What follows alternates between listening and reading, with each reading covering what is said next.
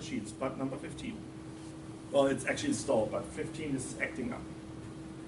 And so with, let's say, the August class in the winter, we are going to have room schedules here as well, even if it's an online class, because you have to have access to the software. Hands up, who owns a Apple? Yeah, I'm going to see you a lot in here. The downside, because the catch is all this really good real estate software is PC based. So if you're an Apple person, there's a way to work around that. Steal the laptop from your friend, spouse, roommates, boyfriend, girlfriend. Yeah? Install it on that. Helps on Sunday afternoons. Peace. Or use, I think it's called Parallels. We have that parallel boot on your computer to run a slim version of Windows. I am not a Mac person. Apple. Old enough that they have been called Macintosh back then. And the Apple was actually in the rainbow colors. Fascinating computers, love them. More than 2 decades in the GIS industry, we never touched an Apple there, so sorry. Again,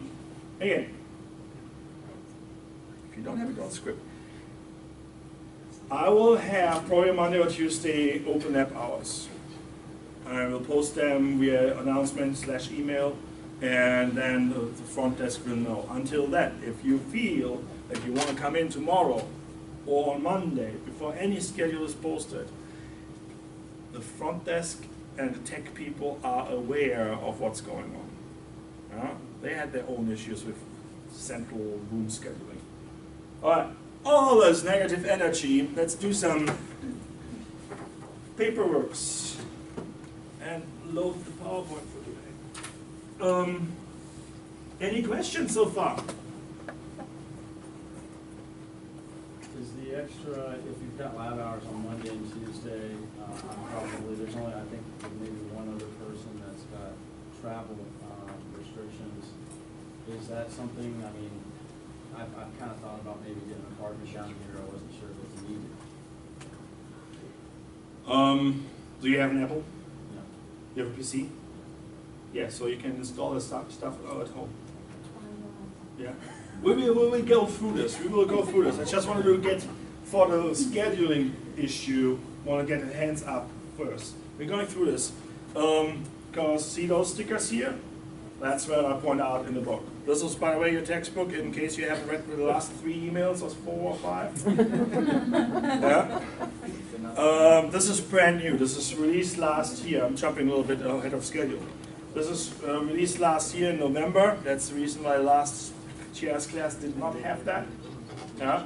It's what I call, it's like a comic book manual.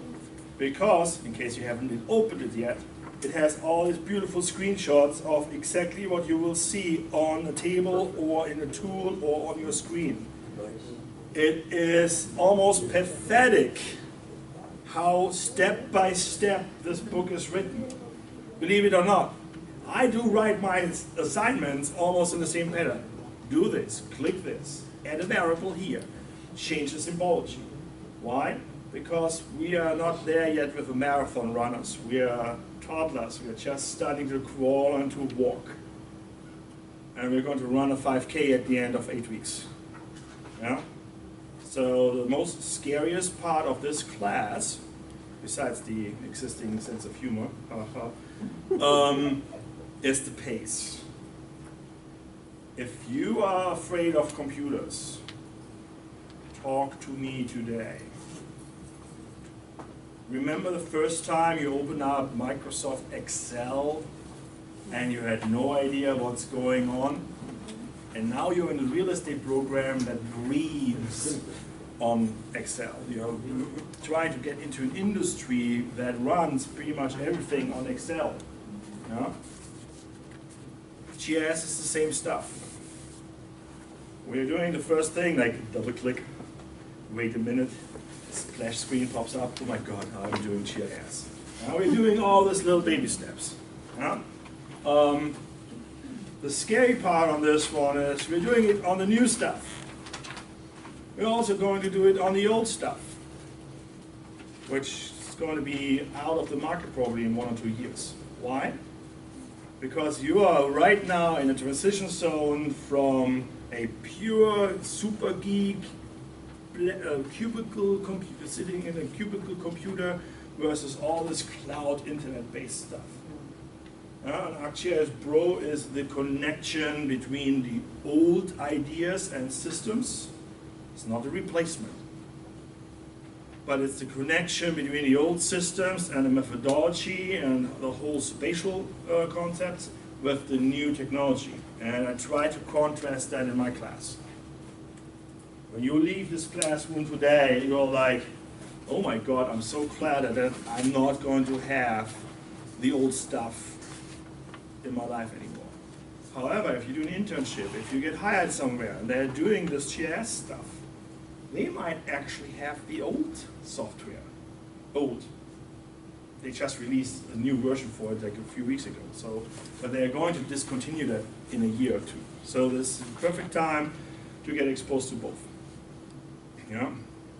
The thinking behind it is the same. It's just looking differently on the computer screen. This is one of the aha effects we're going to do today. If I want to put a halo on my labels, like all the printed words on your map, but you set them off with, let's say, a white surroundings, that's called a halo. The old stuff is like click here, click there, go back there, click there, there. The new one is bing. Yeah. I have not used ArcGIS Pro on computers like yours. Touch screens. You will see those icons and those buttons do look like play stuff on your iPad. Yeah? For me, teaching on touch screens is really bad because when I run around in the room and point at your map on your computer screen, I probably trigger something bad and the whole machine explodes.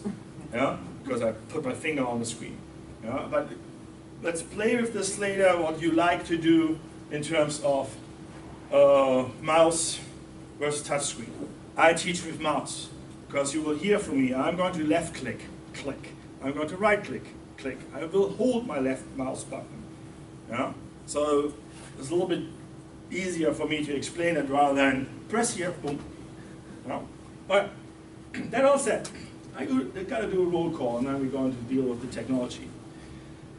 In alphabetical order, Anthony. Any questions so far?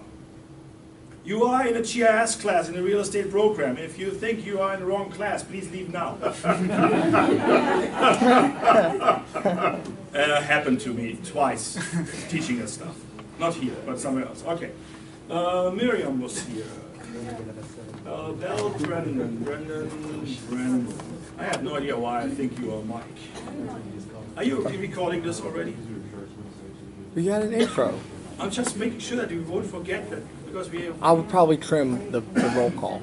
Oh, you're going to do... Awesome. Erica was here. Wait. Sorry. Probably not, for the record. Kirk, Andrew, Alvin, Brown, James Carter. Got you there. Did you get the book? Alexander Cohen. You bought it? Okay, Alex. Brendan. Mo. I see Mo.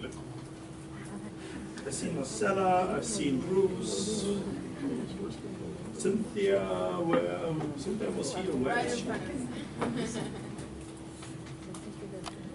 Christina. Come in. You missed the campus for 40 minutes. You missed the fun part. Sorry. Read my emails. I even got directions in the emails. Yes, I looked on the schedule. Yeah, find a spot. We're going to have fun. Christina. He's here yet. What's your name? Lei. No, last name is Oh, yeah.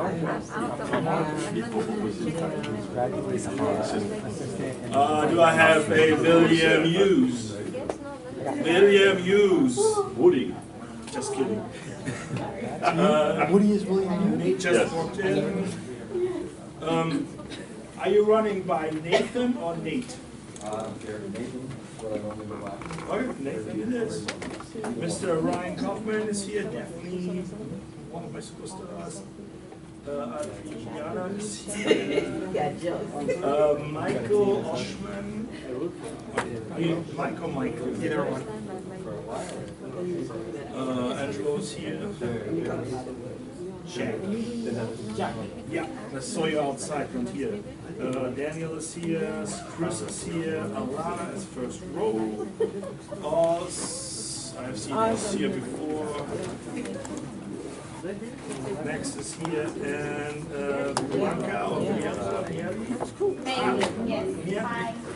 Well, the university system says you're Blanca. That's my first name, but I don't go by it. You go by Mieli?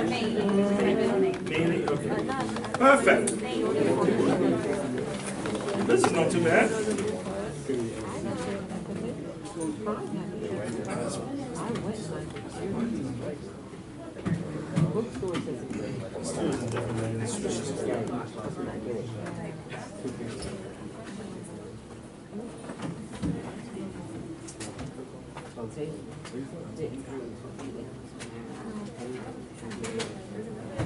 All right. Since we have a bunch of new students, who has never logged in on a university computer here? All right, you all have an email with the university already because you're registered for classes. So your log on for these computers here is that little scribbly thing in front of the @ sign on your email and the email password. So what I want you to do is log on these computers. If there's a different name in front of you, on the left bottom is a button you can click on that says Other User. If you click Other User, it will prompt your username. Don't be scared if there's a Thomas Würzer in front of you, like Angelo or Mealy. Been here yesterday. I want you to log in. It will take some time because it's the first time you log in. Every time you are in this computer room and you're logging on a machine, it will take a moment. Even though a little bit shorter if you reuse the same computer all the time. But I encourage you to swap machines so you get trained on different work environment. All right?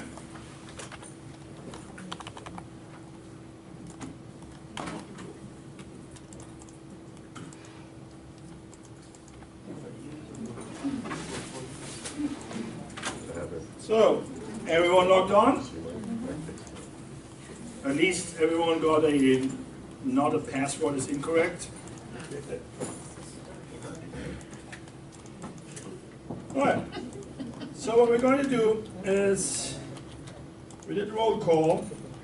Now I want to give you an overview of how we're structuring this class, or at least what's the plan, how to structure the class. If we get power.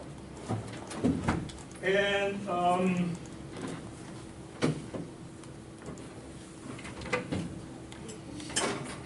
then I give you a lecture on the basics of GIS.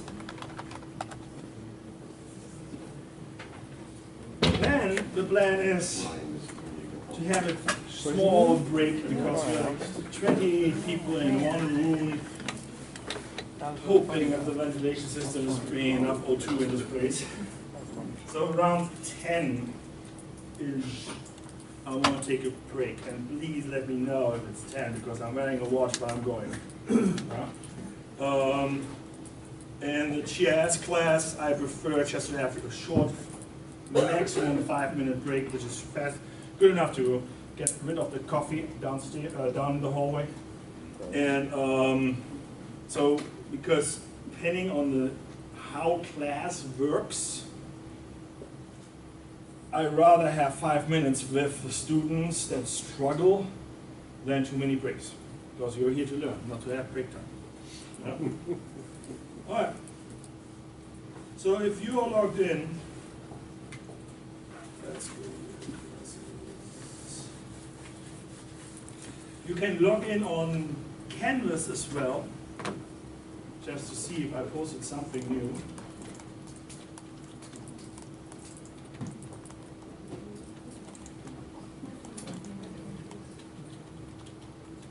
And I did. I posted actually data.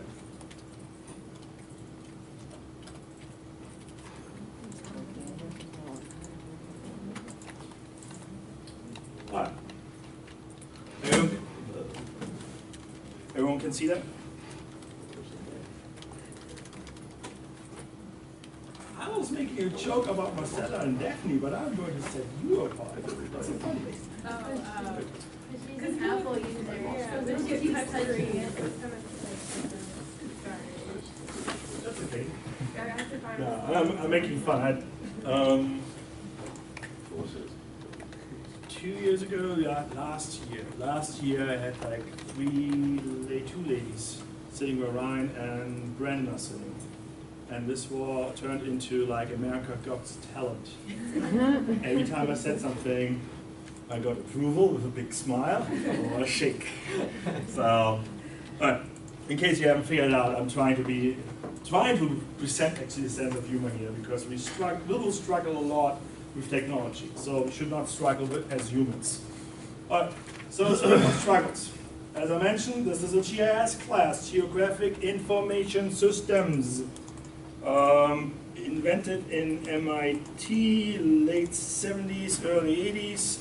One of the major legends still alive is a guy called Jack Dangermond. Any idea who's Jack Dangermond? He is the sole owner of REE, Environmental Systems Research Institute, based in Redlands, California. It's a multiple billion-dollar software industry, and he has the world market share. Good. Well, one thing to remember, this is a software company. This is all the fun stuff you see. It's just a fraction of what they actually will do. Yeah? So I keep explaining geographic information systems. Everyone knows Google Maps. Google Maps is just the tip of the iceberg. It's literally like an ice cube on the tip of the iceberg. Real GIS is done below the surface. I did in 4 years fellowship with the City of Cincinnati, University of Cincinnati. I did like 4 or 5 maps. And I had a GIS fellowship. 5 maps. 2 out of those 5 maps have been for the Christmas party. You know, when you print out just the boundaries and say, name all 50-some neighborhoods, you have to scribble it in. It's like we would say, hey, find Davie, Cooper City, or Fort Lauderdale downtown. So, my friends are fire hydrants. I will refer a lot to utilities. You will see everything in space has a relationship to each other. Like just right now. You could, if this would be a GIS thing, like remember the movie The Matrix? Huh? The zeros and ones behind the screen. This would be a GIS system right now. I could write code or just a simple question on a few mouse clicks. How many computers are in this room? How many computers are in the first row? How many people with yellow shirts are sitting in front of a computer? Here. And then I could go further and say how many female students are in front of a computer that is right now logged on, because there might be one that is not logged on. So I could also say which computer ID is not working today, number 15. So think about that in the basic concept. You have a map with all these dots. Dots is the easiest way to comprehend, like every location of a spot here. That has X, Y, or GPS, or that long coordinate, whatever language you want to talk here. You have a position, and you have something associated with that. Let's say coffee cups. Now you look around in the room and say, where are the positions for coffee cups? Well, now this coffee cup has no computer associated within 3 feet. Far away. Yeah? So this is what we're going to do for the remainder of this class. Is I try to educate you in spatial thinking. Look at this. How far away is this from here? Look at that. What's underneath? What's on top? Yeah? We're going to slice and dice your world into layers and into objects. And the relationships between these objects. And if you say, yeah, that makes sense, you just understood Tobler's law of geography, number one. All objects in space have a relationship with each other. And that's the whole magic. The whole fancy computer software we're using is just a pain to learn. But the understanding that everything in space, when you can plot it in space, sometimes you don't know. If you say, I live in Delhi, I don't know if you live on campus or university or at Costco. You didn't give me that so-called legal description of your location. Yeah? Oh, I live in the dorms, dorm number 25, here on campus. That is a very precise location.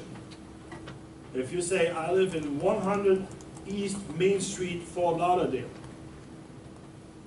and it's a single family home, that's a perfect description of the location. If you just say, well, I reside in the zip code 33314, you're back in Delhi, but nobody knows. Huh? Your friends in marketing, if they say, hey, we have this great marketing table with all our customers, now today you can say, well, give me the zip code and I show you where they are located. Because that's the power of GIS. I have a map or a mapping instrument, and I have all my associated data tables behind that. I will ask sometimes, hey, do you have that as a spatially enabled data? Because the moment you have a zip code, I can find a map that has the zip codes, and I can join them. Big list here, reference list here, fixed. Huh? Think about that. Who is not on Facebook? Good. You have a Twitter account? No. All right. So Facebook. You ever been to a place where you said, hey, I check in, I'm here at an event, click? What does it do? It takes the GPS coordinates, your X, Y of your phone, hopefully it's you in the hand of the phone, with the phone, and reference it on top of a map. Now it knows, it's called georeferencing. Now it knows that I have two separate entities next to each other. My student with a phone, and let's say that barbecue event you signed up for and you just checked in. Huh? And what did that do? Two locations, association with each other. Now I can query everyone who's at that location with that association. Now I have 20 people. If you do social media, you also can say, hey, you know what? Everyone who walks on campus here with a phone gets my Facebook advertisement. If you're in Cooper City, you're not going to see anything from the real estate program. Why? And if you're already in the law school, you're not going to see anything from the real estate program. Why? Because based on your location, campus, and all the other information you gave willingly away to Facebook, I can tell you exactly who you are and why I don't like you or why I really want you. Huh? Facebook is a mean example. What we're going to do, maybe today, quick demo, but definitely in 2 weeks. We're going to play with a tool called Business Analyst Online. When was the last time you went to a store and bought some yogurt? Laundry detergent. A car. Retail is easy. Computer stuff. Huh? Well, what if I would tell you that we have a database available that can do that pretty much for all over in the US, here and there some new license, need to double check, or even in overseas. What if you could zoom in into New York City and figure out who is drinking what type of beer? Or the classic example here and for the campus and perfect for real estate site analysis. Site analysis. Everyone, all the other classes will benefit from this.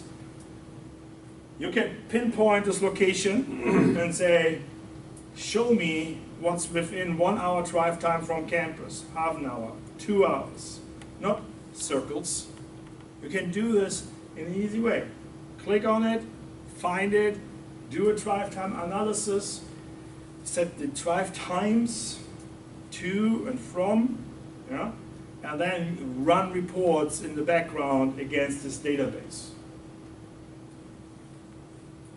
One thing I did forget to mention at the orientation, what students should have in this program is A, a LinkedIn profile, and B, a subscription to the South Florida Journal, Business Journal.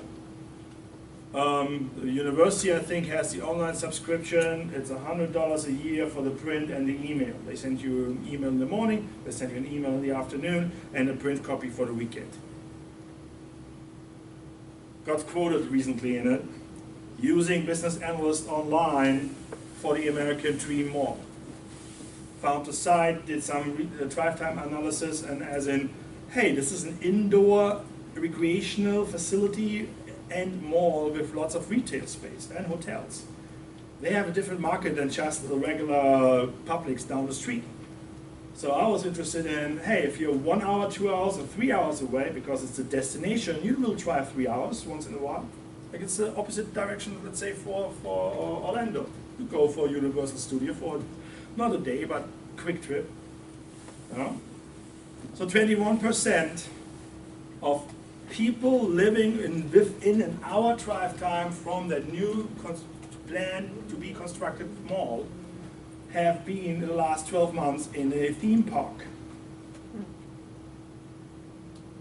My best example, when I opened up Business Analyst, when it came out with this, was like, oh, living in Cincinnati, beer, brewing, crafted beers, 6 months, who's male, mid-30s, buying beer, and map that out just for the fun, because what kind of variables would you try to drill down?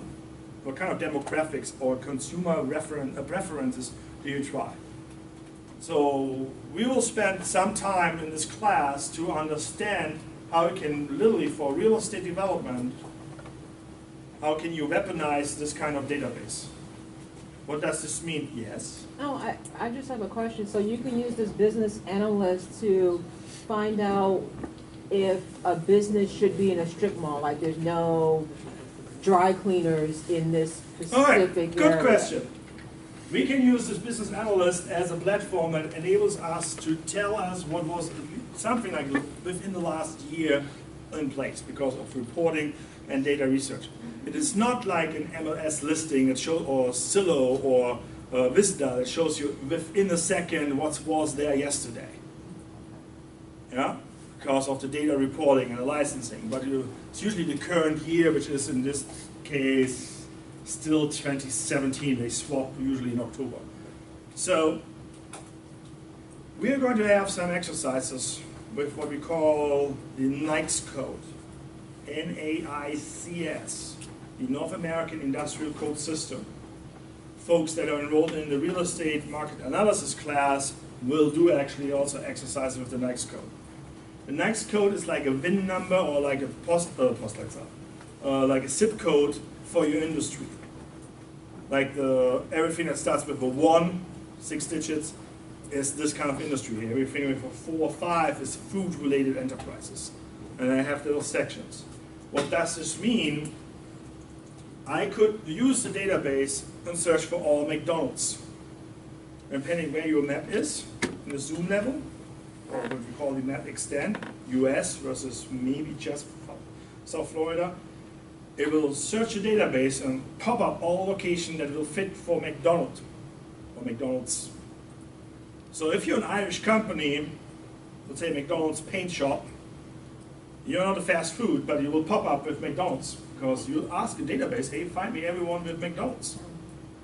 Or you use the NAICS code and say 450078, whatever number it is. Yeah. These are fast food takeout restaurants.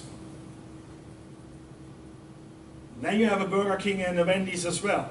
But in the next step, you can get rid of these based on the name. So there's some filtering, some searching. Why is this important? Well, think about that. You're doing a site analysis, found a little acre, 1.5 acre site, and you're wondering if you put a Jiffy Lube on it because you have a customer who's in the automobile industry. or auto service parts industry. Wouldn't it make sense to find out, maybe on Nike's codes or other search patterns, how far away is the next Jiffy Lube or the other guys who are dealing with the same business type? That is what business analyst is great for. We did development 2 as team-based projects in spring or in winter 2. Every team played with business analysts as part of their market analysis, market research, looking where restaurants are. Had one student team. I had some incompletes later. Presenting a walking analysis, like, oh, this is the site of interest. Where can you get in X amount of minutes walking? You know, not just driving. So, just to tease you a little bit more, this is mind-blowing stuff. There's this one exercise I'm doing in front of faculty, or have done in front of faculty, and you can do this in a web browser. It's Business Analyst Online. It's in a web browser. So we are moving, again, we're doing the old stuff, ArcMap, on these computers here. We're using the textbook and ArcPro on these computers here. If you have a PC at home, you can download it and install it. And we're using ArcGIS Online, Business Analyst Online. And the online is the keyword. You can do this on any web browser in the world. If your computer at home is the only computer you have, like this little airbook here, yeah, whatever, I don't even know it. It took me half a year to figure out how to move the mouse pad.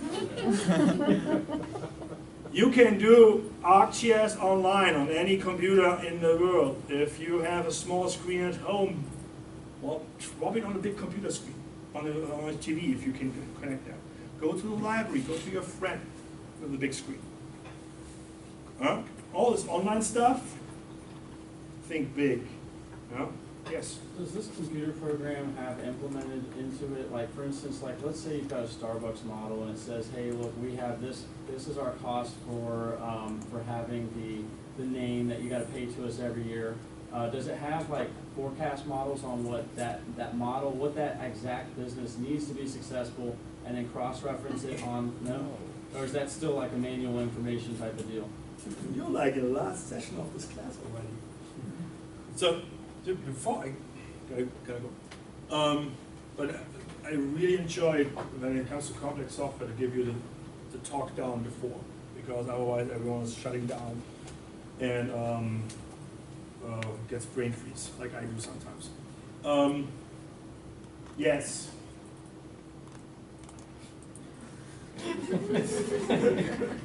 Depends how much time you want to put in.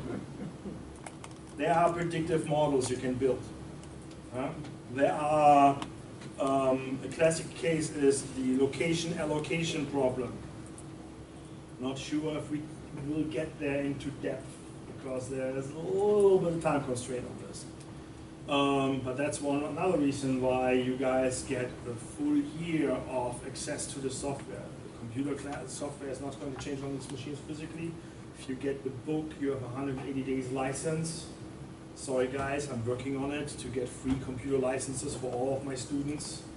It's a budget and political problem. I'm working on both. Yeah? It's not that easy. First class, bring your own laptop, install your own software. This, with the new license model, this is year 2 in this room, is revolutionary. So you can build predictive models. What we're going to do is, I show you how to put data on a map with the proper design and the color schemes and the idea of how do I tell that message the right way, how do I tell the story. This is a line you will hear a lot in my classes. Tell the story, like a sales pitch. Yeah?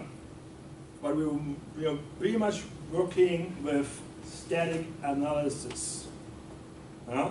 We will say, okay, we'll figure out how far things are apart from each other. Within a certain drive time, certain distance, how many businesses you have, how many homes you have.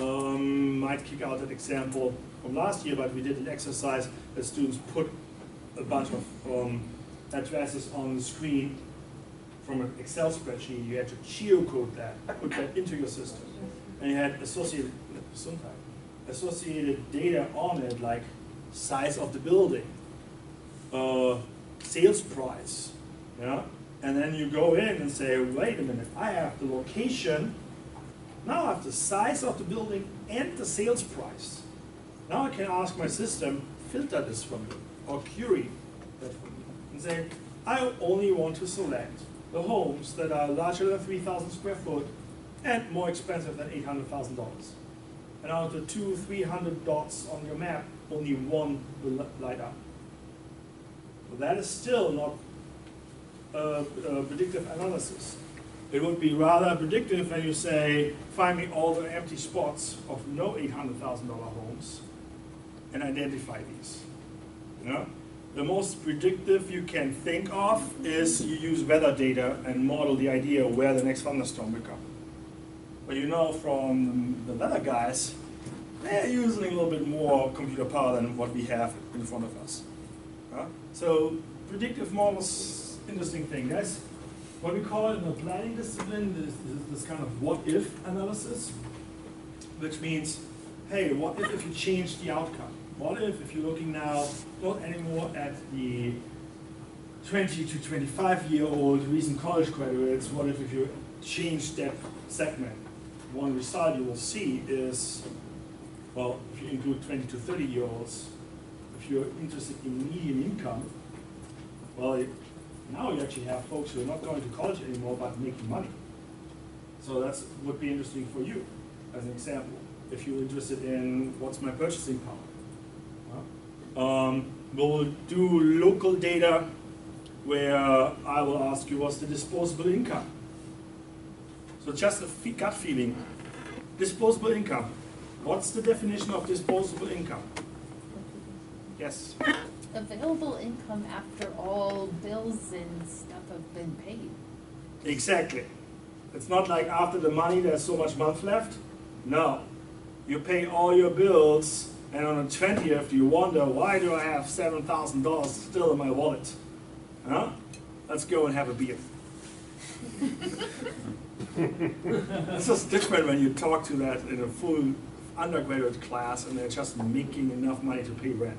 Versus you have folks with different ages, yeah, and I was like, 7,000 it might not be, but I got the $7 for that pint. Yeah? So where do you think, in Broward County, in our stretch, let's say from Port Everglades to the Everglades, along 595, well, I know this is a thing for folks who are just new in the area. Where do you think, which neighborhood has the most disposable income? Weston. Weston. He said from Weston? on the east side, on the west side only, right? On the west side? Okay, that's more the Everglades area. Okay, I like downtown.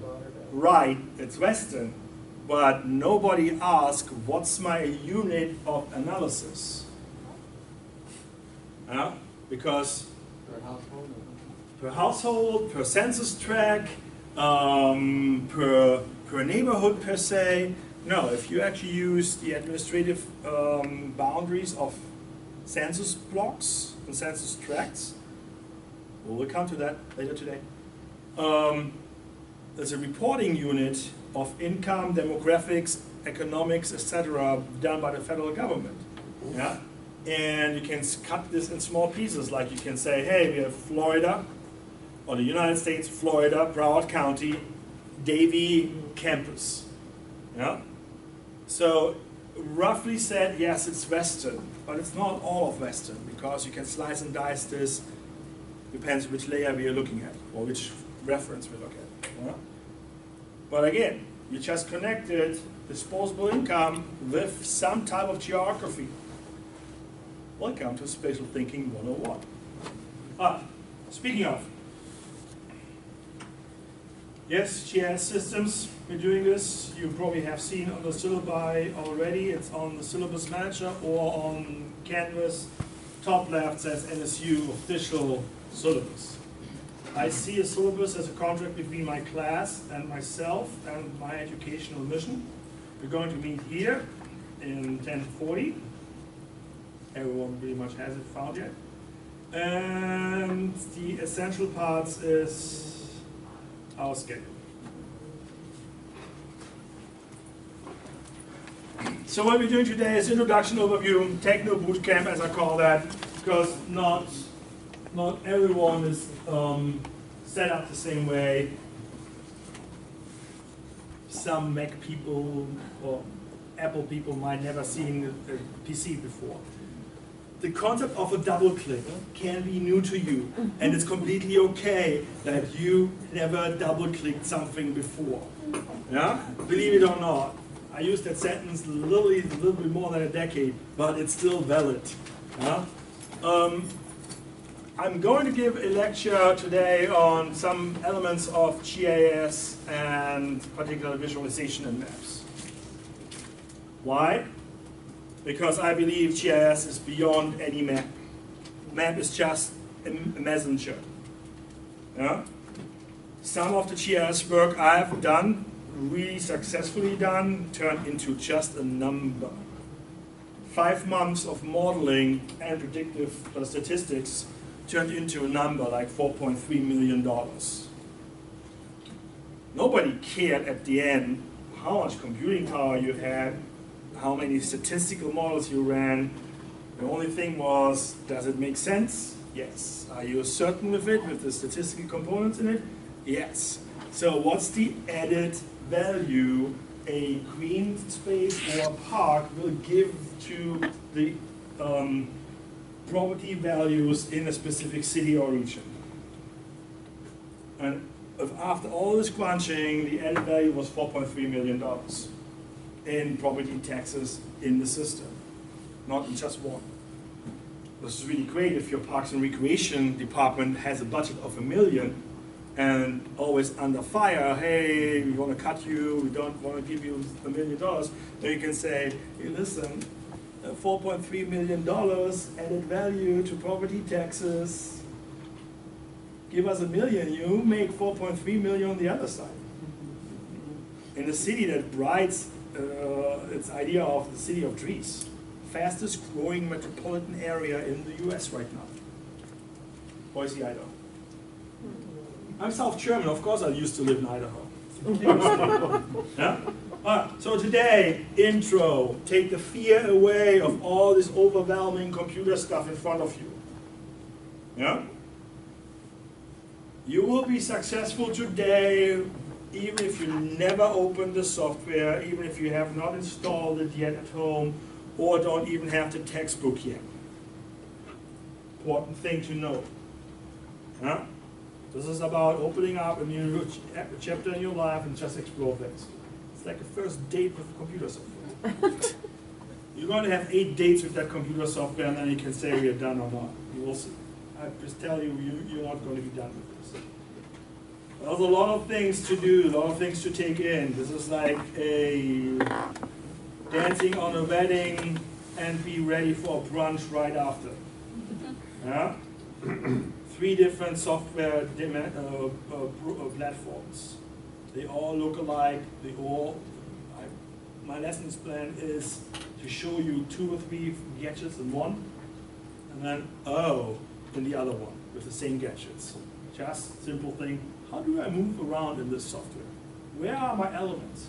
The biggest challenge you will see is, where are my elements? How do I change things? How do I make this from yellow to blue? 2 different platforms, 2 different ways, but it's all covered under symbology or appearance. Whatever name changes that name. All right. As you can see, I structure this class in sessions and also say here, this is the Labor Day weekend. We are here Saturday morning, 8 a.m. You can go boating and camping on Sunday. Yeah? But the important part is here. Read and review and do. What I mean with that? What do I mean with that? This is a very heavy book. Beautiful. Yeah? Really real paper. Really thick, not the cheap stuff. Yeah? And it has a lot in it. I have a lot to say too, and to tell you, and to show you. So what we're going to do is, there's some basics where the moment you get acquainted with that computer software, you're like, oh yeah, it says close to geoprocessing pane. Oh yeah, I know what the geoprocessing pane is. I saw it in class and I have done it in the other exercise. I really don't, right now, need that. Open the crime offenses attribute table. Yeah, I've been there, have seen the table. Yeah. So that's the reason why I say read and review. Well, I only want you to sit down and go through and say, okay, this is chapter number 4. Do we do chapter number 4 later? Yeah. Read and review. Geodatabases. This is how it starts with a new project. And you literally just go through it and read those steps, because you are smart enough to see the software on the screen and associate the pictures with that learning curve. If I say do, please, the book tells you where to download the data. I will put the tutorial data on Canvas. It's just a gigabyte in size, but it's okay. There's, in the tutorial on the first 2 chapters or first few pages here, there's actually a page download where you can find all the gadgets and exercises. You know? Wonder why there's no DVD in that book? Yeah, because they download that stuff. And the same thing here, when you start, we're going to play around with tutorial 1.1 today. You know? Excuse me. Didn't one of your emails say not to do it?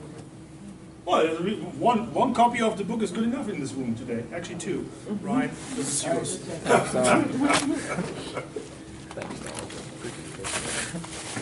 We don't need the book today. But for the purpose of display and instructions, this is the book we're using. Yes? You know, it's available on Amazon. Yeah. Yes. It was like one level. And on Tuesday it was $77. On a Saturday, on Friday last week it was $65. So down from the 102, I think.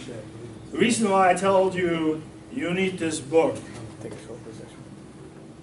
is on the back of this book is an evaluation code. So everyone who owns a PC or has access to a PC and can install this book, install the software, buy the book. Because this is a half-year licensing for you for doing all these exercises. Wait a minute.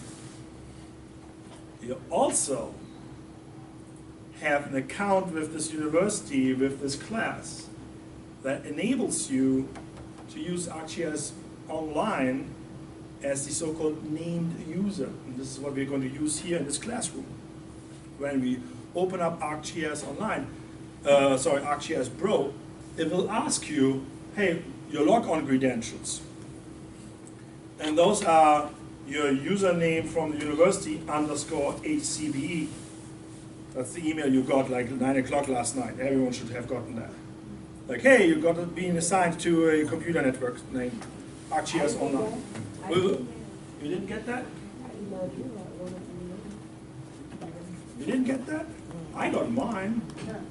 We'll figure it out. In worst case, I resent the invitation. We gotta make sure if you tell me when we do the break, tell me to check the accounts. Huh? So you can actually use this as well. So you might be able to save that code number for a while. Yeah? I hope next year I don't have to give that speech, because next year I will be able to provide all the licensing. We are all happy. But again, we are in a transition. But has everyone understood the idea of what it means, read, review, and do? The reason why we're doing this is it exposes you with time on the computer to test and train on that software. Coming here on Saturday mornings, only on Saturday mornings, and don't open that and don't get exposed during the week is not going to help you to be an excellent student in this class. You're going to be superbly freak out, stressed, almost panic attack level. Oh my God, I don't know how to do this. Why is it doing this one? Back in the days with Windows 95, blue screen, boom! Computer broke, reboot, everything gone. Why? Because you clicked that checkbox before your instructor said to click it. Happened. It's way more stable now. Thank God. Yeah. So again, here we are. 1 hour in this class, we even haven't started the computer software yet. I try to do this step by step, very simple explanations and explanations. I teach software-based classes under the assumption, A, you do the exercises at home because that's the benefit, and B, there is no stupid question. There might be a humorous attempt to answer your question, but I will come back to your computer, point my finger on your computer screen, mess up the whole system, and try to explain where you just where you hung in the flow of this class. I try to do this as often as possible. Usually I teach this class in sneakers because I run a lot. 27 students. I can't commit as much time as I would do to 10 students. 27 is great because you can share knowledge with each other to the left to the right. Yeah? If something doesn't work on your computer, don't be shy to say so and ask for help. Don't be shy and ask for help 2, 3, 4, 10 times. If you ask 101 times for help in a session, we might need to schedule office hours and I'll help you there. Yeah? I run my classes in a way that you are going to have fun. You will struggle. Workload is high, pace is high, but folks that had me in classes before, I think after the class is over, they really enjoyed it. Is that about right, Woody? Yes, sir. During the class it's a little bit terrible, but at the end it was a great class. It's always good. All right. All right. I don't, but he is a good source for volunteer work, so you gotta have a good connection to him. Speaking of, I did not get an email back from China. So again, you can see here the topics again, weeks scheduled, data management. This is going to push you guys a little bit to the limit. I work with you, I will prepare you for that. Because if you don't do proper data management and you save, I don't care where, what, you are in trouble. You know? So the simplistic approach is we are going to dump every demo we do in class into a folder on your jump drive. It's called GIS class and everything else is a subfolder. Why?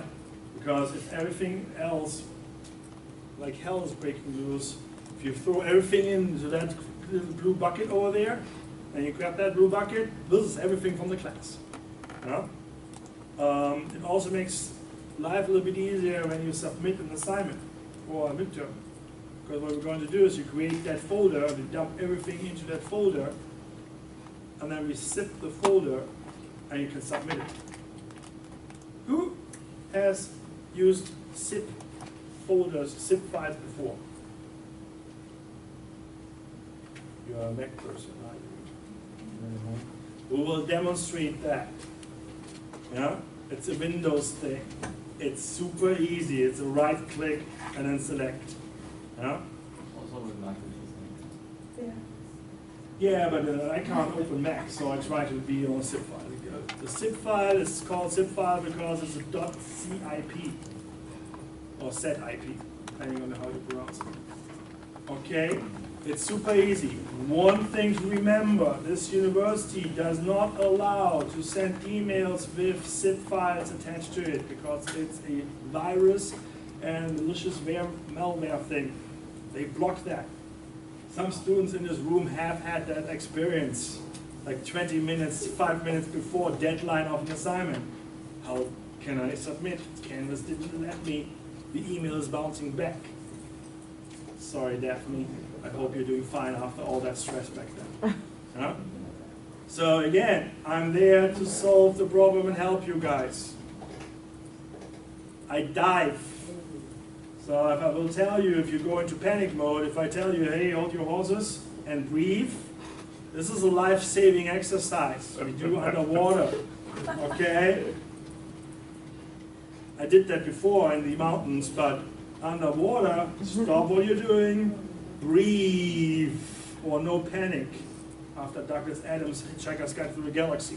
Yeah? Or is it don't panic? No panic, no panic. It's important. Yeah? I almost left my doctoral program, and I'm almost done with stories for today. I almost left my doctoral program because I had a complete meltdown with one of my advisors about my dissertation. Really rough meeting. No one in this room wants to have that. Really rough meeting where you left and you had no idea, am I going to drop out of grad school now after 5 years? Am I going to buy a ticket to leave the continent again? Yeah? The next morning, you get a phone call, 10 o'clock, barely make it to the phone because your friends took you to the pub the night before. And Thomas, what are you doing? Oh, I don't know, I'm packing up, leave the continent. Well, why don't you come to see me in my office in half an hour? It's good enough you for a shower and you swing by. I'm like, okay, fine. I really don't want to, but sure. It's my real estate professor. And so I'm there, working in a business school. Really rough work. Again, your friends took you out for drinks. Don't drink and do GIS.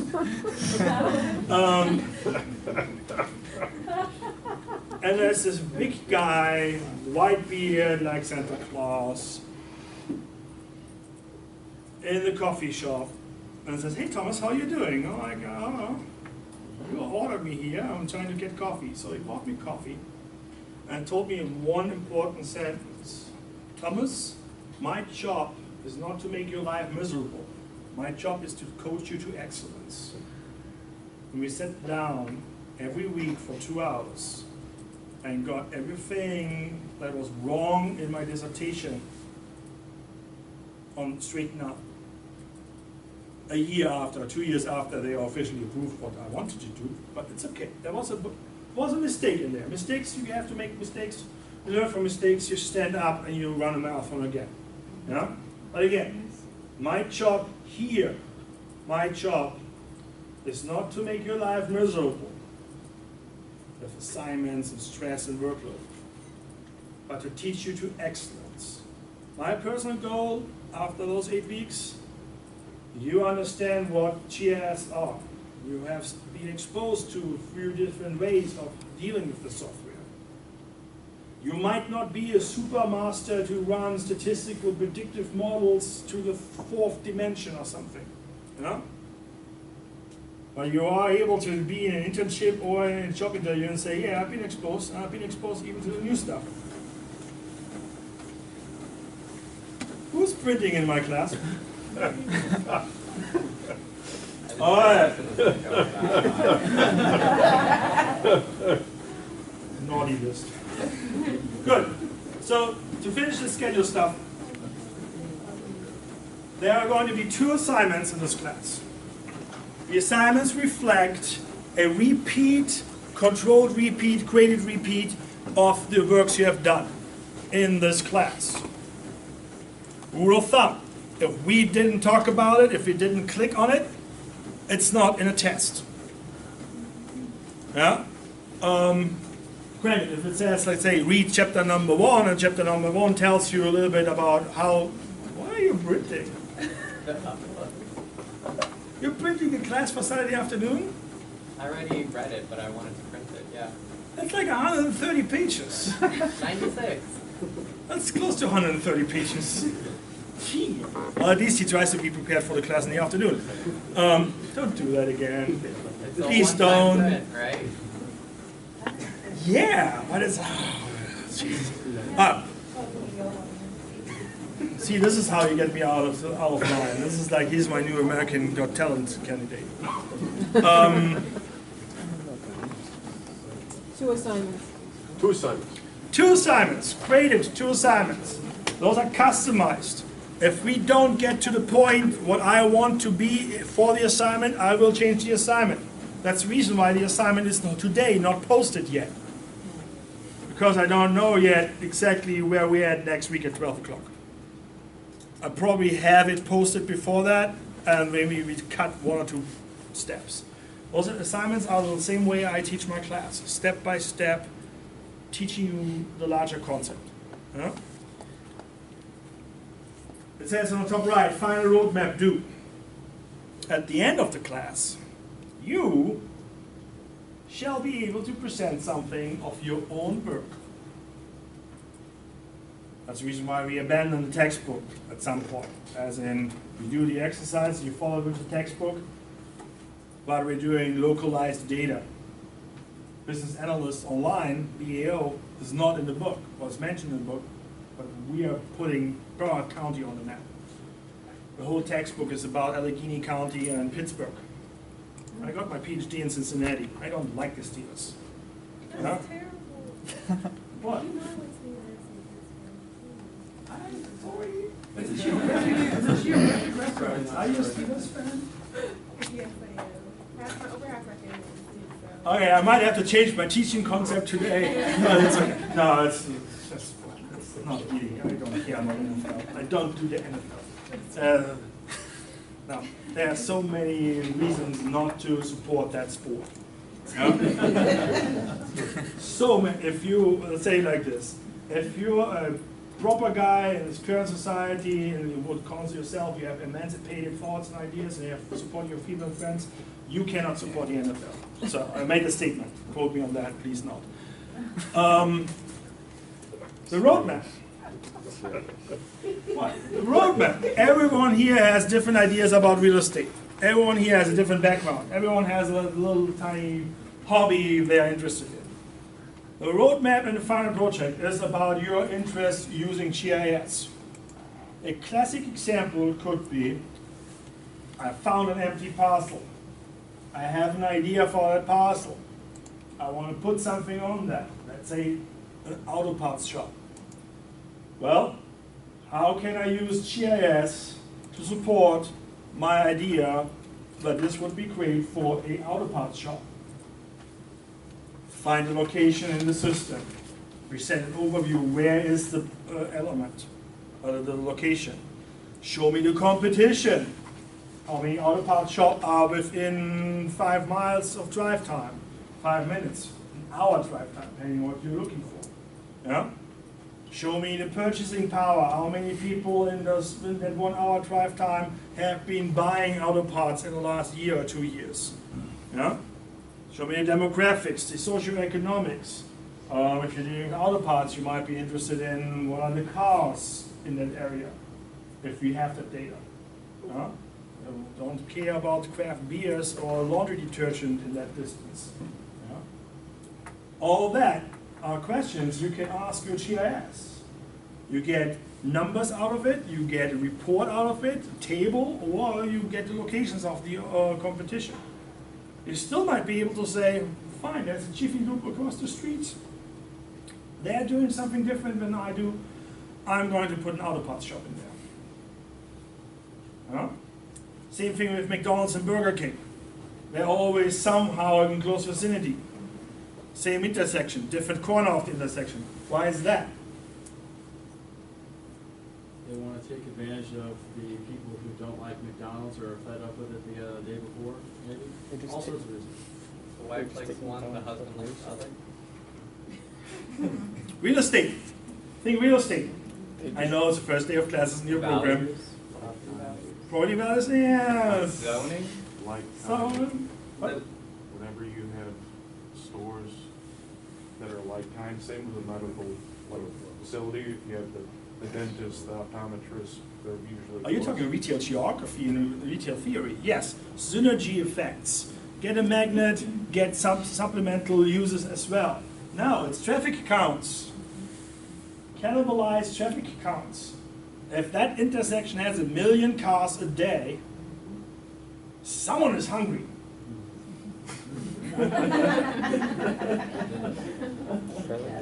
And pending On your hunger, you will make the decision to accept the 5-minute wait on the left turn, or you turn right into Burger King and skip the Big Mac.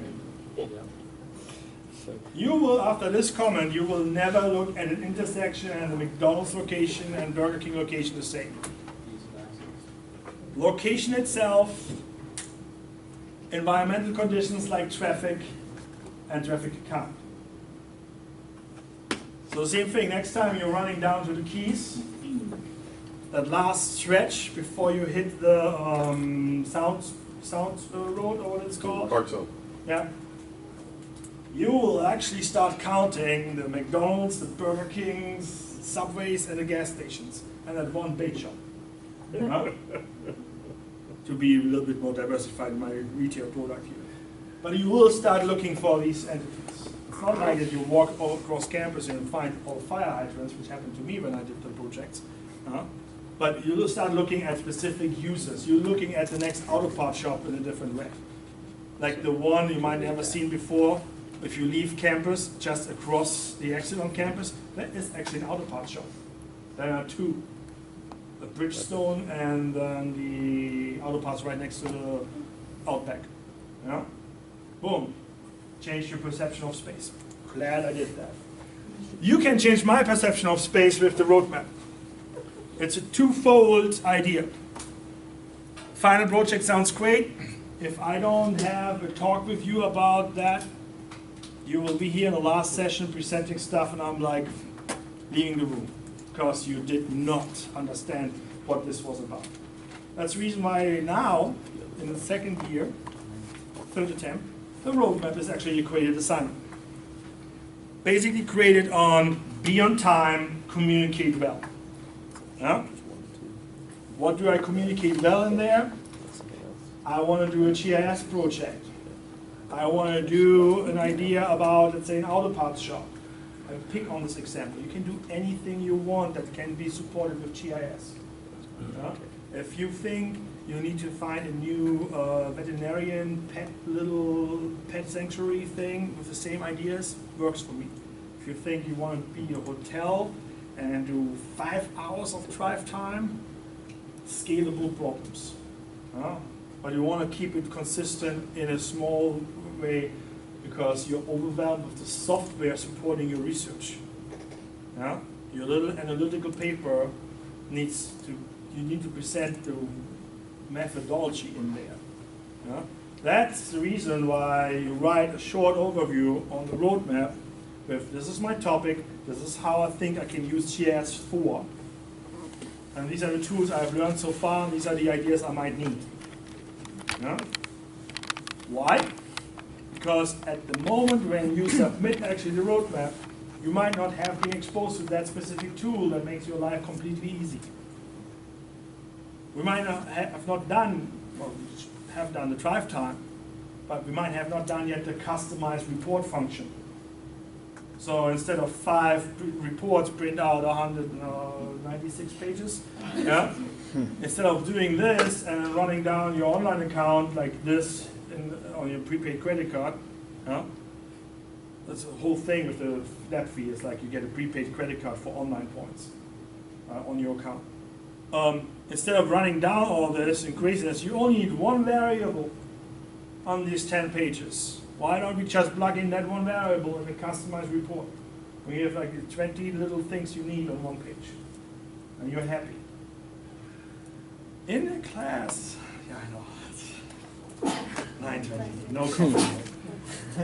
In a class of 27 bright graduate students, the presentation of your results is a challenge. So what we're going to do in the last session, October 13th, we're doing students' presentation and a wrap-up. Oh, don't do this to me. We're doing the students' presentations. You will not be able to present 10 or 15 minutes. Last year I think we did 10 or 11 minutes per student, and we had 2 or 3 minutes swap time with Q&A because it's exciting to see what others did. We're going to change that. I need to crunch a little bit of schedule numbers, but we are doing a really great thing in the dive team. It's called Pick Pichakucha. Sounds like Pikachu. It's a precipitation system which puts you in a, seriously, it sounds like Pikachu. Puts you in a predefined template of your presentation. It's 20 slides, 20 seconds, automatically moving forward. It's like you talk over on a video and you really need to present all your excitement about that. I need to rethink that because we are borderline blowing the 4 hours.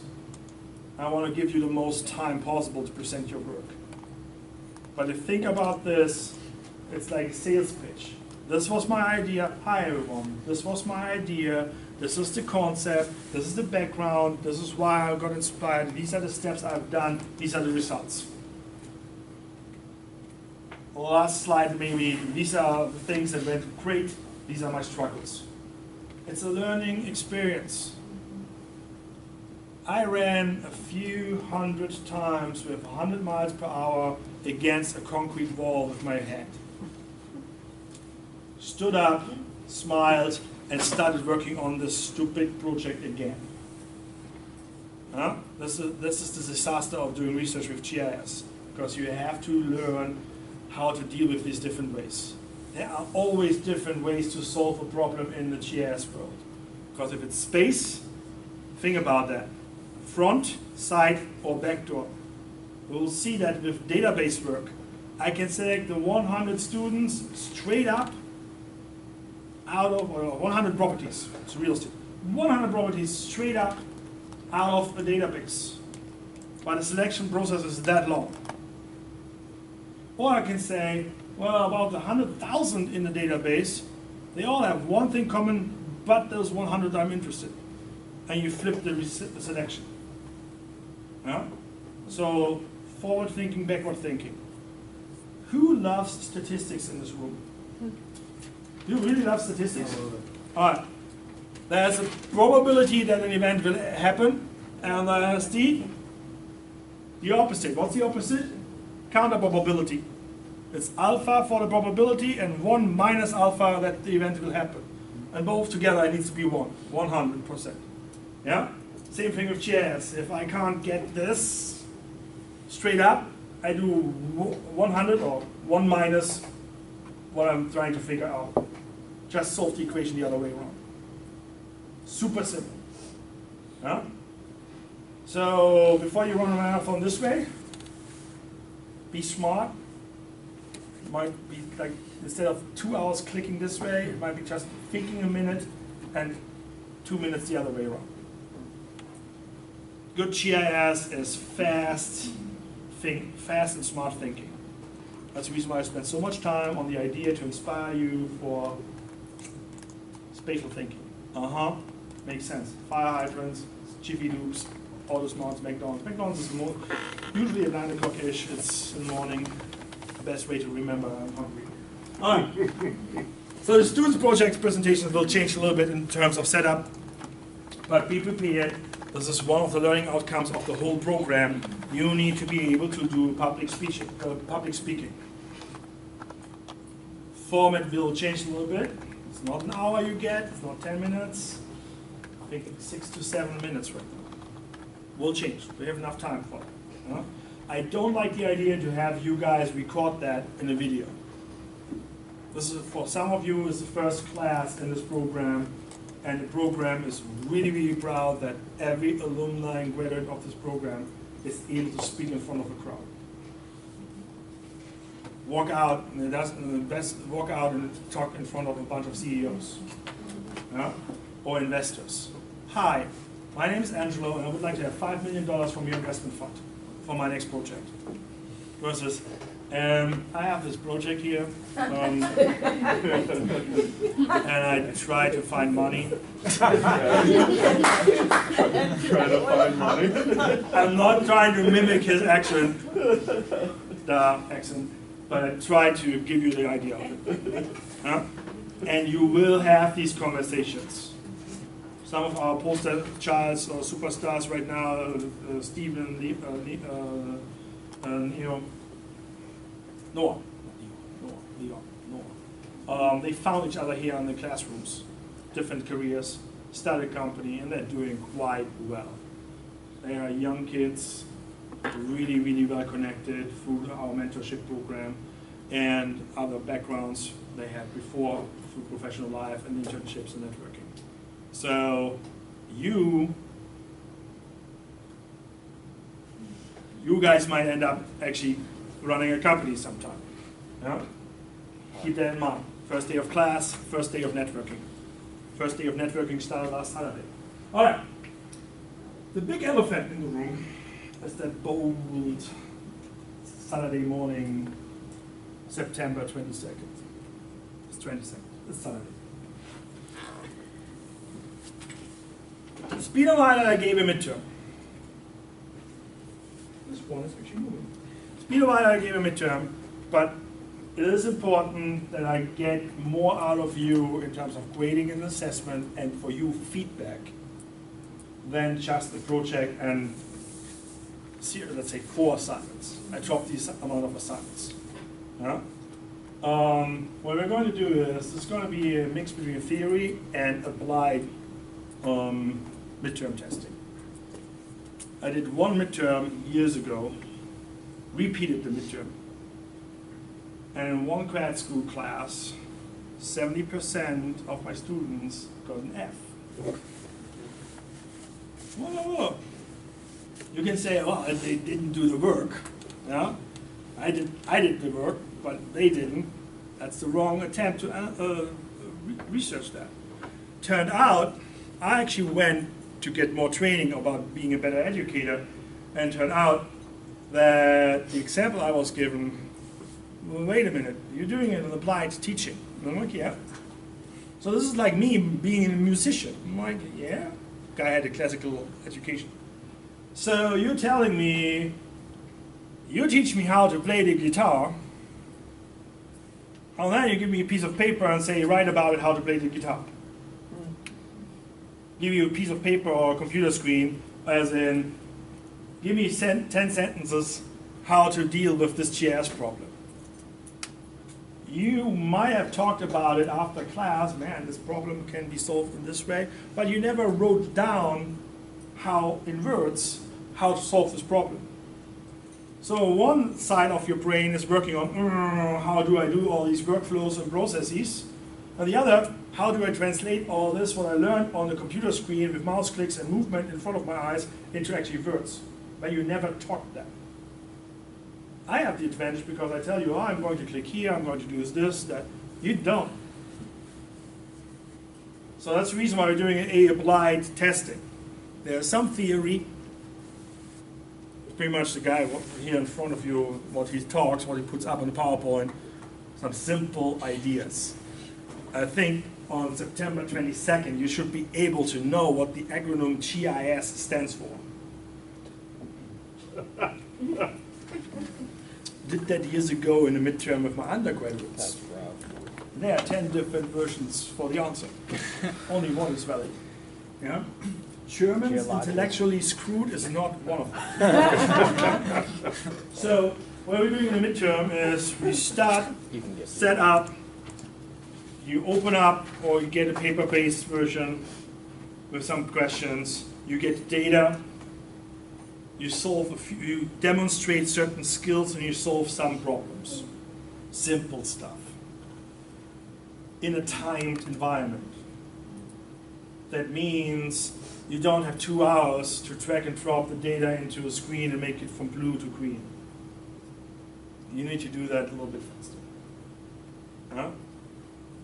All the tests, all particularly assignments, I am running them from scratch. I design them and I rerun them timed. So if I give you, if I say, hey, this is a fair assignment, say assignment number 2, because you have the skills. If it takes me 20 minutes to half an hour, you should not sit there for 8 to 10 hours. Huh? All the idea is, if you don't have a computer and you come in here on a Tuesday evening for 2 hours, maybe 2.5, you should be okay.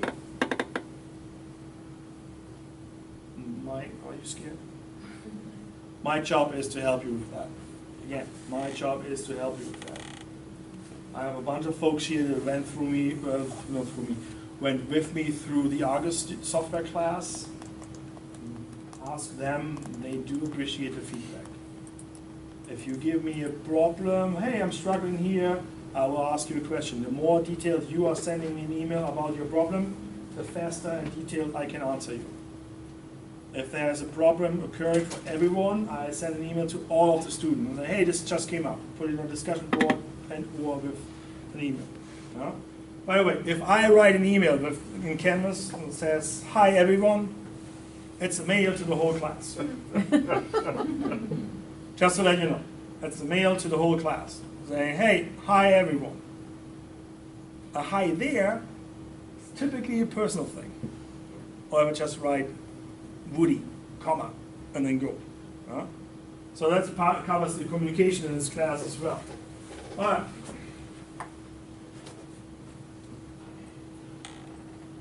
Talk about the assignments, we talk about student project. There's no final, it's final presentations. You get graded on the GIS work, the depth of the GIS work, and your presentation. The reason why I say depth of GIS work is you can do this amount of GIS and do it 500 times. Or you do this amount once or twice. Both will work. This is not advanced level, expert level. This is learning how to walk and then maybe end up running a 5K. Everyone will finish at 5K. I don't care if you just walk the 5K. You don't have to run it. Yeah? Again, you need to understand the thinking and the software behind it. All right. Grading policies, all that's on the part. You can see the increasing amount of assignments and the knowledge we have. There's an increased amount of leverage on the final grade, which is fine. Again, midterm is there as a milestone, not to make your life miserable. I know who's in the afternoon class, site planning, land use design. I know that around 12:30 on that day you will have another midterm. That's fine, I have a guest speaker in the afternoon to relax you guys a little bit. Yeah? We're doing midterm testing in GIS in the morning, we're doing lecture, an easygoing thing. I might change a little bit and do the 3D stuff, so boom! Yeah? And then we're going to do a site planning. And the same thing with the site planning land use design class. My job is to coach you to excellence, not to make your life miserable. Yeah? And I give a study guide for both of the exams. You will see, okay, fine, this is what I want you to think about, get prepared for. Yeah?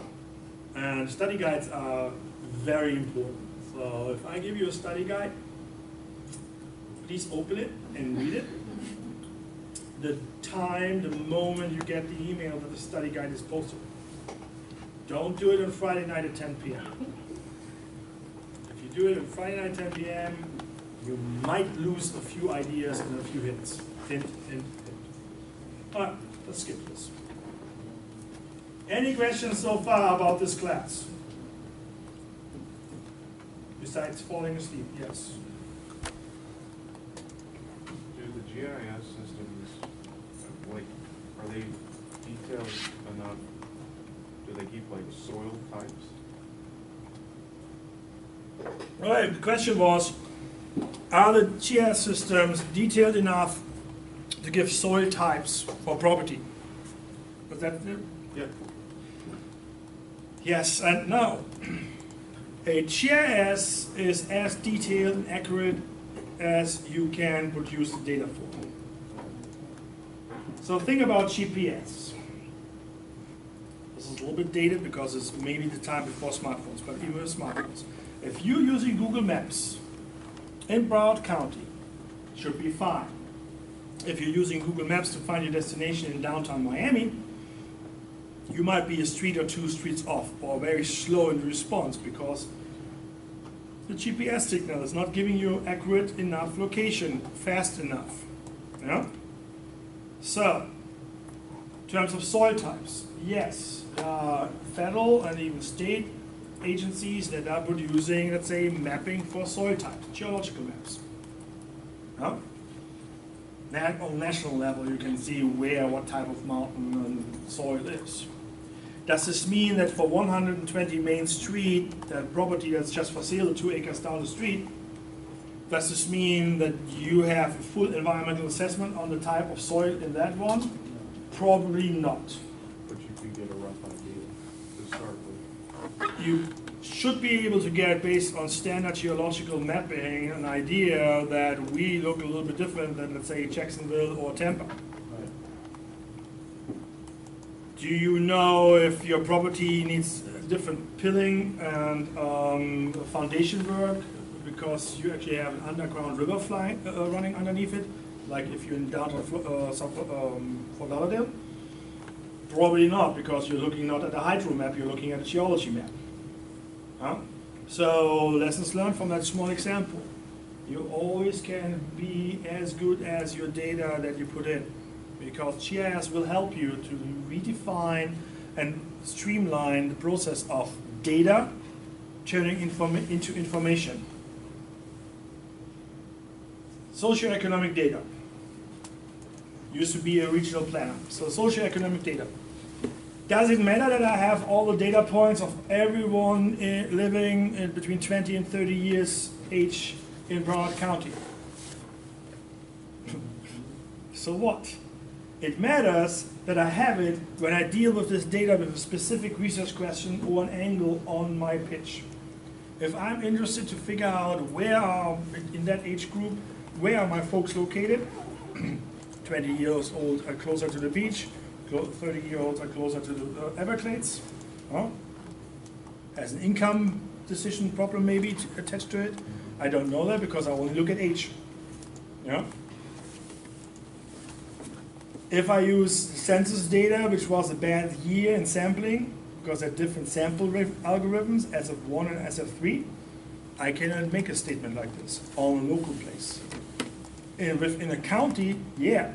But if you're doing parcel versus parcel comparison, where you want to put your auto parts shop, probably not going to help. All right? All right. Pretty much done with this today. Done with this. Yeah, let's talk, and then we do a break. How are you guys holding up? Everyone is needing a coffee break later? Yeah? On that note, we're doing a break between 12 and 12:30 for lunch. There is actually a coffee shop here in the library. When you go out to the reference counter and go far right into that like little dark hole, it's like almost walk into the rabbit hole. The bathrooms are around the corner here too, but bathrooms, past them, and there is like an Einstein's mini version. They might not be as swamped as Student Union or the Einsteins in the business building. Yes, you can bring your food if you want to into the classroom. Because typically the first half an hour I give the talk. Yeah? And you can finish your lunch in the classroom. Bring your food with you. I want you listening. Super simple. Sandwich attached to envelope, and sandwich brings envelope. After class, sandwich is gone. Yeah? Angelo learned something. Super simple. Today I don't know if you got prepared for it or not, but I will tell you, it's going to be a superb pain to leave campus at noon, to run to University Drive, get some food for pickup, and come back on time and not smelling like French fries from a Burger King. If I have a rule about food in my classroom, here you can't really technically shouldn't eat, but in the other classroom, please don't bring French fries. You only, unless you're willing to share all of them. The smell puts me off. It's worse than fun comments in between and I lose my line of thought. Yeah? Because I actually know what I'm talking about. This is my lessons plan, and I'm freestyling here right now. You saw like? Okay. Hell, like hell is not a GIS term. I use some French words and GIS terms, but like hell is not a GIS term. As amusing, I might choose my words here. Please don't curse. All right. Map versus visualization.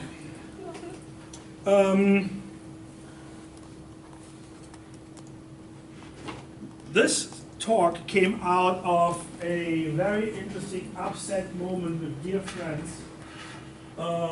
You read an article, something like, we use GIS. A whole year of research summarized in one sentence. We use GIS. The whole paper was completely in methods false, still got published, because everyone accepts we use GIS and then everything is fine. So we came up with this idea of there are other tools for visualization to present the message. Remember, tell a story.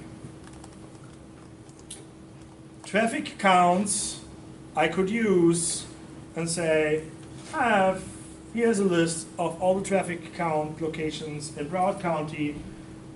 Each location here, this is the count. Or I can say, making these numbers up, at the intersection of Griffin and University, which is just south of here, we have a daily average of 150,000 hours per car, per day. Yeah? Table versus one sentence explaining. The difference is, now you have an understanding I have 150,000 cars per day at this intersection. Or, I put it on a map. Big blob, and the size of the blob says 150,000. Or could be between 100 and 200,000. Well, if the symbology of that round marker on that intersection now is between 100 and 200,000 counts, because you have a interval and you have a different setup for your legend, you just gave me misinformation. Because you gave me everything between 100,000 and probably 199,999. You didn't give me the 150,000. So depending on what do you want to convey as a message and how much detail you want to present in your message, you're right on top on map versus visualization. Because one sentence was done in 30 seconds, even including typos. The table was done by an automated system, and you probably spent 2 hours for that map that says nothing. Let's talk about maps and visualization that says nothing.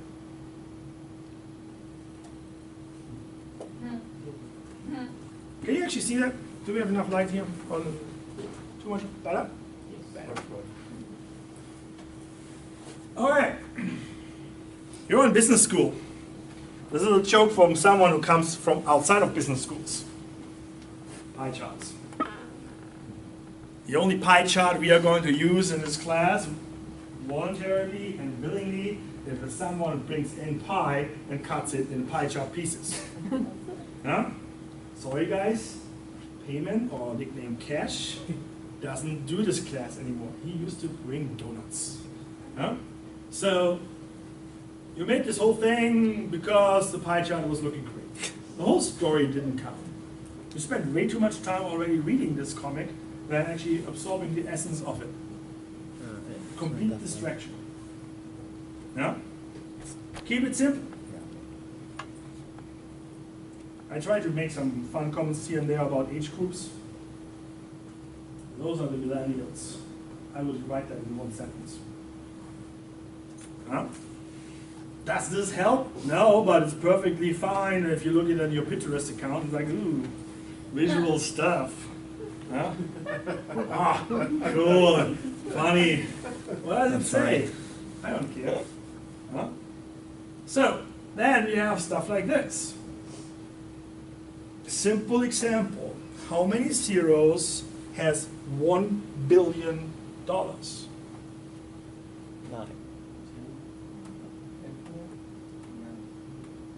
All right, how do you visualize that? All right. How long is a football field? 117 yards. How long? 117. All right. How many feet are those? 349. 346. Okay, how I was many? way off. That's 350. How many football fields is half a mile? 16. No, it's half a mile. 8. I have no idea. Exactly. Exactly. I was trying to go through So I used to live in Idaho, and I did research and work on wildfires. And in 2012, the state of Idaho burned 1.7 million acres of wildlands. Gone. The reason why nobody knows about that here in this room is because you can't visualize 1.7 million acres. And it was burning in no man's land, where you have to hike in for 3 days. But if there are 100,000 acres burning in one day, 3 days later you can't breathe in the other town. That's the biggest issue in the whole area now. Seattle is having breathing issues because of all the wildfires in Canada and in the North Pacific Coast. So, space without space, it will help at some point then to realize I have a known geographic reference and something unknown, how I can actually understand that. This might be a little bit too much out of space, but if I tell you 1.7 million acres in burned acreage is like half the lands of the Netherlands, or it was, I think, a third of Ireland, you're like, whoa, 5 times the city of New York. And everyone who was in New York knows it's a really long walk from Barrie up to Central Park and even through. Let's say to Columbia University, go down. It takes you a power walk of a few hours. Unless you're too lazy to take the subway or vice versa. So the reference we deal with is important. Granted, if you do a pro forma, you say, well, my cap rate is 6.5%. It's a known thing. But the understanding that there's a difference between 5 and 6.5% and how does this work in calculations, you will learn. What you need to learn as well is how to convey those messages about those numbers. This is a big impact that I'm adding 50,000 cars per day on traffic with my new development.